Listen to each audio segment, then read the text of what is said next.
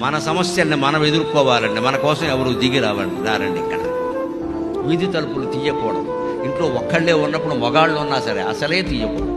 ప్రతి వీధి తలుపుకి ముందు ఇలా కటకటాలలాగా ఒకటి ఉండాలి ఊసలతోటి. బయటవాడు ఎవడో చూసుకోవాలి. వచ్చిన ప్రతివాడు మన మేనత్తో కొడుకొని ఓపెన్ చేసేయకూడదు. ఇక్కడ బావా అన్నామంటే చావా అని వస్తాడు వాడు అక్కడికి.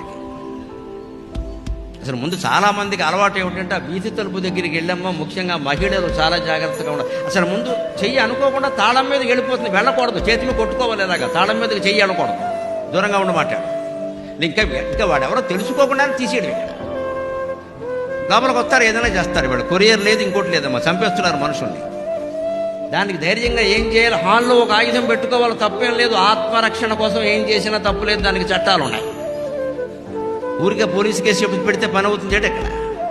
అందుకని ప్రతి దానికి ఒక దారి ఉంటుంది. అన్నిటికంటే మన మనోధైర్యం దారి. అది కూడా లేదనుకో, సృష్టిని గమనించి నీకు ఆ దారి అర్థమవుతుంది.